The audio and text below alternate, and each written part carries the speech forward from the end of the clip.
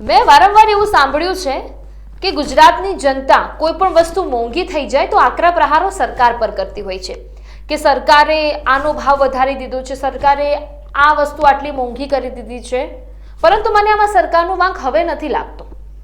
કેમ નથી લાગતો? કારણ કે હવે ગુજરાતની જનતા કૌભાંડીકારોને પૈસા આપવામાં બેફામ બની છે અને ગુજરાતની જનતાને રાતોરાત અમીર થઈ જવું છે અને એટલા બધા પૈસા એવા રોકાણકારોને આપી દેશે કે જે રોકાણ તો કરે છે, લોભામની લાલચો પણ આપે છે, પણ એ લાલચો ક્યાં સુધી? 1 મહિનો, 2 મહિના ને વધારે 6 મહિના સુધી એમને બધું જ એકદમ ફર્સ્ટ ક્લાસ લાગે કે ભાઈ હા, મેં જે પૈસા રોક્યા છે કમ્પ્લીટ જગ્યાએ અને સારી એવા ફર્મમાં રોક્યા છે.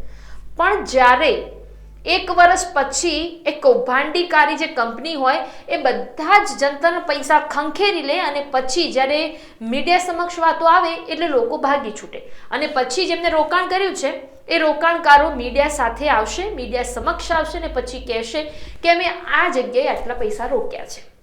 પરંતુ સવાલ એ છે કે પૈસા રોકો છો કેમ? શું તમને ભગવાન ધીરે ધીરે નાના મોટા સુખ દુઃખ આપે એમાં તમે સીમિત રહેવા નથી માંગતા? શું તમારે રાતોરાત અમીર થઈ જવું છે? અને આ જ સપના લોકોને લઈ ડૂબે છે. એવું જ થયું છે મહેસાણાની અને કડીની જનતા સાથે. નાની કડીમાં બીઝેડ ગ્રુપ જેવી ઘટના બની. કરોડો રૂપિયાનું રોકાણ કરી લોકોને છેતરી દીધા. MS પ્રોપર્ટી તથા ક્રાઉન ફિન નામની કંપની કે જ્યાં મુંબઈનો એક રહેવાસી હતો મોહમ્મદ ઇસ્લામ શેખ, જેને ચલાવતો હતો અને અહીંના જ એજન્ટો રાખ્યા, એ પણ ક્યાંના? મહેસાણા અને કડીના એજન્ટો રાખીને બહુ મોટી મોટી ઓફિસો બનાવી દીધી, લોકોની લોભામણી લાલચો આપીને કડી અને મહેસાણામાં મીટિંગો બોલાવી દીધી.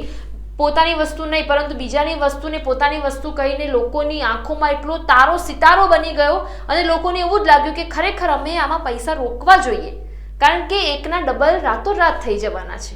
અને ગુજરાતની જનતા ભૂલ ફક્ત અહીંયા જ કરે છે કે એ એવા લોકોને પૈસા આપી દે છે કે એ લોકો પછી એમના પૈસા લઈને ફરાર થઈ જાય. અને એવા જ કડીના, નાની કડીના અને મહેસાણાના લોકો આનો ભોગ બન્યા છે. અત્યારે સમગ્ર માહિતી માટે અમારા સંવાદદાતા કડીથી જયમીન સથવારા અમારી સાથે જોડાયેલા છે. કડીમાં, નાની કડીમાં શું બન્યું છે, ભોગ બનનાર પોતાની આપવીથી જણાવી રહ્યું છે. અમે જયમીન પાસેથી જાણીશું. જયમીન, શું છે વિસ્તૃત માહિતી જરા જણાવશો? જી મુસ્કાન, જી જયમીન. જે કડીની અંદર જે હાલ ઘટના બની છે કે જે કરોડો રૂપિયાની ઠગાઈ કરીને હાલ જી કરોડો રૂપિયાની જે છેતરપિંડીની ઘટના સામે આવી છે, જેમાં ભોગ બનનાર વ્યક્તિ આપની સાથે હરિભાઈ શર્મા તરીકે જોડાયા છે. હરિભાઈ, શું કહેવું, કેટલા રૂપિયા તમારી સાથે છેતરપિંડી થઈ છે હાલ? કુલ મારા ઘણું ફેમિલી સાથે નાખું 3 લાખ રૂપિયા જેવું છેતરપિંડી જેવું થયું છે. કઈ રીતના કરવામાં આવી હતી, કઈ પ્રોપર્ટીમાં કરવામાં આવી હતી તમે રોકાણ? શરૂઆતમાં જ્યારે આ વ્યક્તિ, જે અમારી બાજુમાં જ ઓફિસ છે, એ વિજયસિંહ વાઘેલા, જે અંબાસરના રહેવાસી છે, એમને એક નવો પ્રોજેક્ટ લાવ્યા હતા અને એમાં એમને જણાવેલું હતું કે 10,000 રૂપિયાની આઈડીથી જોઈન્ટ થઈએ તો આપણને દર મહિને 700 રૂપિયા વ્યાજ મળશે, એટલે 7% લેખે, અને તમે બીજા લોકોને જોડશો તો 3% લેખે, એટલે બીજા તમને ટોટલ 10%નું રિટર્ન મળશે. એટલે અમને એવું હતું કે ભાઈ નજીકના છે અને આપણા અહીંના માણસ છે, એટલે અને વિશ્વાસ પણ એમને અપાવ્યો હતો કે આ કંપનીમાં કંઈ થશે નહીં.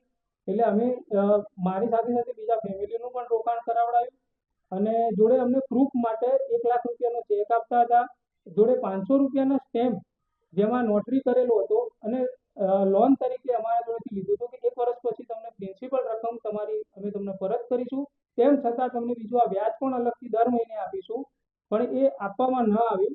એ 3-4 મહિના આપ્યું, પછી ધીમે ધીમે બંધ કર્યું, પછી થોડાક આપ્યા, એમ કરતા કરતા ઓલ ઓવર 6 મહિનામાં ટોટલી કંપનીના જેટલા બી ટર્નઓવર હતું એ લોકોને સારી તગડી રકમ થઈ ગઈ. કારણ કે 3-4 કરોડ રૂપિયા થયા એટલે પાર્ટી પછી ગુજરાતમાં આવવાની પણ બંધ થઈ ગઈ.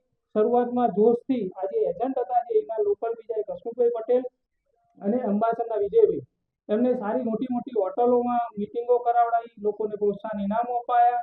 એટલે શું કે લોકોને વધારે લાલચમાં આવતા ગયા, જેથી રોકાણ વધતું ગયું. એટલે એને જે મહેમૂદ શેખ, જે મુંબઈનો મેન ઓનર છે ક્રાઉન ફિલ્ડ કંપનીનો, એને સારી એવી આવક થઈ એટલે એ ભાઈએ આનો કોન્ટેક્ટ કરવાનો બંધ કરી દીધો. એટલે અમે લોકોની આશા એવી હતી કે વિજયસિંહ વાઘેલા, જે આપણા ગુજરાતના છે, તો અમે લોકો એવું કીધું કે તમે આપણા પોતાના છો તો અમને ન્યાય અપાવો. કારણ કે મહેમૂદ શેખ તો અમારો ફોન પણ નહોતા રિસીવ કરતા કે નથી અહીંથી બોમ્બે અમે કોઈનો કોન્ટેક્ટ કરી શકતા. પરંતુ તેમ છતાં આપણા માણસે અમારી સાથે એવી ઠગાઈ કરી અને છેલ્લે બધાને એ જ જવાબ આપ્યા કે તમે રોકાણ કર્યું છે, તમે તમારી જાતે બધું કરો, હવે હું આમાં કંઈ જવાબદાર નથી, કારણ કે તમે પણ કમિશન લીધું છે. તો અમારું ફક્ત એટલું કહેવાનું છે કે સાહેબ, ગુજરાતમાં પ્રોજેક્ટ તમે લાવ્યા છો તો તમે જ અમને ન્યાય અપાવો. બીજા આપના સાથે ભોગ બનનાર વ્યક્તિ અનિલભાઈ તરીકે જોડાયા છે. કડીની અંદર વારંવાર આવી ઘટનાઓ સામે આવી છે. ખાનગી હોટલોમાં પણ આવી રીતના મિટિંગો કરવામાં આવી છે. બીજા હવે વ્યક્તિ આપણા અનિલભાઈ સાથે જોડાયા છે. શું કહેવું અનિલભાઈ આ બાબતે? આ કંપનીના 2 એજન્ટ હતા અહીંયા, વિજયસિંહ વાઘેલા અંબાસણ અને હસમુભાઈ માસ્તર કર્ણાવતી સોસાયટી કડીના. તમે હાલ કેટલા રૂપિયાનું રોકાણ આ કંપનીમાં કર્યું છે? ટોટલ મારા ગ્રુપની અંદર 6 લાખનું ઇન્વેસ્ટમેન્ટ થયેલું છે. કંપની દ્વારા કોઈ સ્ટેમ્પ પેપર કે કોઈ ચેક તમને આપવામાં આવ્યા હતા? 1 લાખથી ઉપરનું ઇન્વેસ્ટમેન્ટ હોય એટલે ચેક બી આપતા અને 500ના સ્ટેમ્પ ઉપર લખાણ બી આપતા હતા નોટરી સાથે.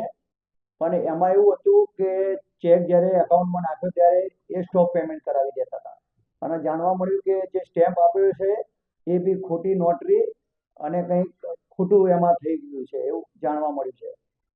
વિગતોવાર માહિતી કરવામાં આવે તો હાલ તમામ વસ્તુઓ ફ્રોડ થયું હોય તેવું જાણવા મળ્યું છે. ખોટા ચેક પણ આપવામાં આવે છે, ખોટા સ્ટેમ્પ પેપર ઉપર સહીઓ કરવામાં આવી છે. તે સમગ્ર ઘટના સામે આવી છે. હાલ લાભાર્થીઓ ભોગ બનનાર વ્યક્તિઓ છે એક જ માંગ લઈને બેઠા છે, અમને ન્યાય મળે. સરકાર દ્વારા પણ આની માગણીઓ એ જ કરવામાં આવી છે. Live time news Jaymin Sathwara, કડી.